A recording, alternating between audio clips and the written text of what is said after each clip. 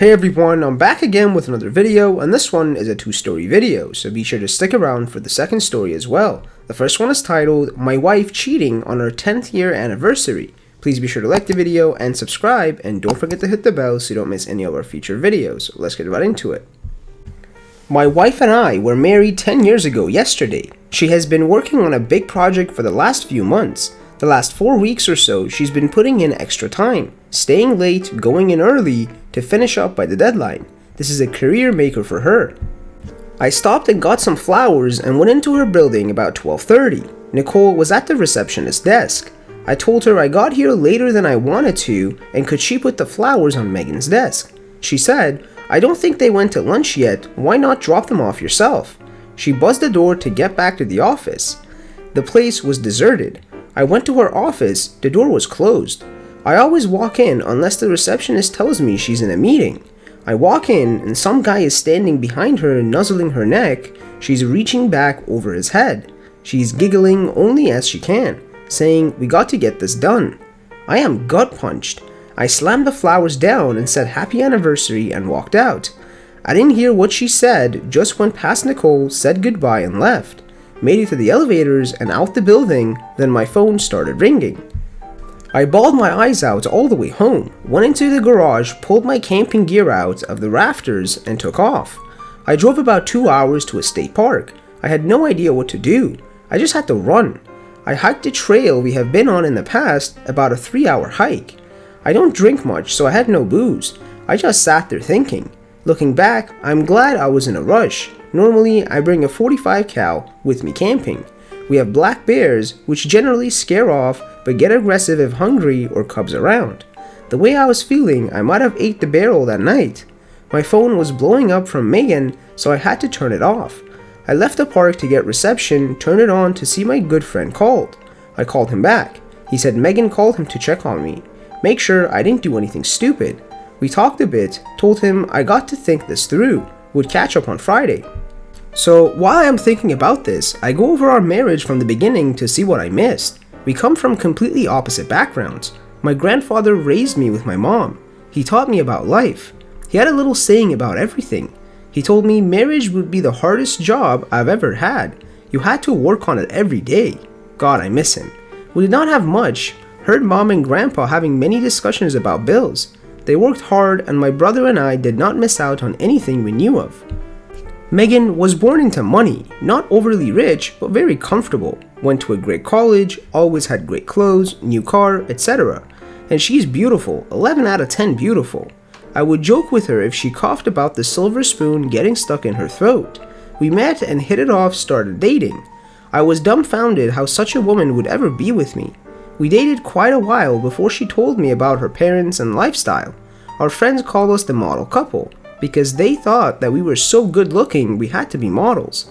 Families were not as kind, afraid of the differences economically would come into play. Her dad and I started to get along, but her mom took some convincing. She graduates and gets her first job. We plan on getting married. We work out between us that we would expose each other to our lives that we live. I took her whitewater rafting, she took me to the symphony, we went ziplining, we went to an art opening, etc. We agreed we had to experience the other's interests. She was really enthused about the more physical things we did. I kinda liked the symphony and such. I own 2 tuxes now. I look back and I don't see any red flags. Her first 2 jobs she quit because the men all tried to get in her pants. She was paraded out in front for photo ops, invited to conferences when other newbies were not. At dinner at a conference, a partner tried to get her drunk, then tried to force himself into her room that night. She quit. The next job, the same thing happened, quit again. This 3rd job has women as some of the partners and none of that BS is in her workplace. She seems very happy. We seemed very happy. So now, Friday, I am home. I called her, asked where she was, back at work. I, being in a smart-aleck mood, said that the marriage is taking second place to her job. She responded, since I would not talk, what was she to do? Fair enough. She will be home in an hour, so I wait. I want to save our marriage. If I am lacking in providing, then I want to fix it. I want to ask why, of course, but I cannot accept that I don't know answer. How do I phrase this? What else should I be asking? I know I will get all emotional and forget everything, so over the next few days we will be going over and over this. What she did is wrong, but please no degrading comments. She is still my wife. Thank you in advance. And the second story is titled, Birthday Present to Ex-Wife. Let's get right into it. Was told that you guys would get a kick out of this. I had originally posted it to another topic, but it was suggested I'd share it with you, so here it is. Gather around, boys and girls, because it's time for the story of my cheating ex-wife and how I effed her. Now, bear with me as this is a bit of a long one, but F it. So, I had a feeling she was cheating as she set off a lot of red flags, constantly laughing and smiling when texting, saying it was just her mother when I asked, needing to stay late every night after work. When I'd call in her co-workers, they would say that she left hours ago. When I asked her what she was doing, and she would just laugh it off and say it was just something they did to each other at the office all the time. The last straw to where I knew something was definitely up was when she went out to get milk at 11:30 at night and didn't come back till 2 in the morning. Now, if there is any words of wisdom I can pass on to the others in all my years of experience, it's if you think your significant other is cheating, hire a effing private investigator. They're goddamn good at what they do, and they will get some evidence that really helps in a later divorce. So I know something is up, and after finding a bottle of champagne and 2 glasses hidden in my closet, something in me snaps. So I do what any sensible man would have done. I leave and go to my friend's house pretending like I am going out of town. While there, I call up her mother, father, sister, and several of her friends. I tell them how I want to give her a big surprise by sneaking into her room with party streamers, kazoos, and a big cake with candles. Sounds fun, right? Well, boy it was.